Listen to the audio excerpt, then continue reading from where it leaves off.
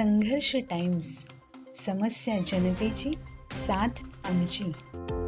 परीक्षेसाठी आलेल्या विद्यार्थ्यांच्या बॅगेतील सोने लंपास. कॉलेजमधील महिला कर्मचाऱ्याचा धक्कादायक प्रताप उघड. परीक्षेच्या निमित्ताने कल्याण येथून कर्जत तालुक्यात आलेल्या नर्सिंग विद्यार्थ्यांच्या बॅगेतील सोन्याच्या वस्तू थेट कॉलेजमधील महिला कर्मचाऱ्यानेच चोरल्याचा धक्कादायक प्रकार समोर आला आहे. चांदई येथील सौ वंदना तासगावकर आयुर्वेदिक महाविद्यालयातील ही घटना असून कर्जत पोलिसांनी तत्काळ तपास करत आरोपी महिलेला अटक केली आहे. परीक्षेच्या ठिकाणीच विद्यार्थ्यांच्या सुरक्षतेचा प्रश्न ऐरणीवर आणणाऱ्या या घटनेमुळे तासगावकर कॉलेज व्यवस्थापन व सुरक्षेवर गंभीर प्रश्नचिन्ह उपस्थित झाले आहे. छत्रपती शिवाजी महाराज नर्सिंग कॉलेज शेंडूग येथे शिकणारे आणि कल्याण येथील रहिवासी असलेल्या अथर्व देवानंद कुलसिंगे हा विद्यार्थी आणि त्याच्यासोबत एक विद्यार्थिनी हे दोघेही दिनांक 7 रोजी दुपारी 1 ते 5 या वेळेत नर्सिंग परीक्षेसाठी कर्जत येथे आले होते.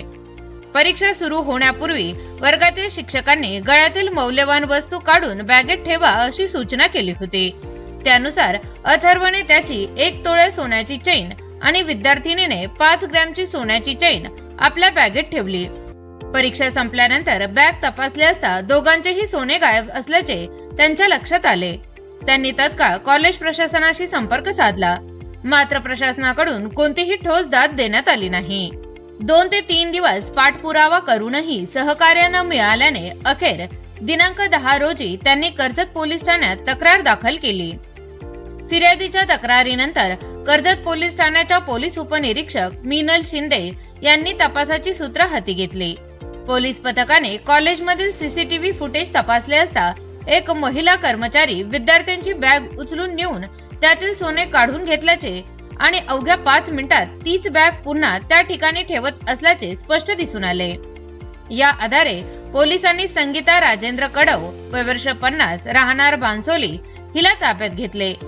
कर्जत पोलीस ठाण्यात गुन्हा रजिस्टर नंबर 15/2026 नुसार भारतीय न्याय संहिता कलम 305 अंतर्गत गुन्हा दाखल करण्यात आला आहे. आरोपी महिलेला न्यायालयात हजर केले असता न्यायालयाने तिला 2 दिवसांची पोलीस कोठडी सुनावली आहे.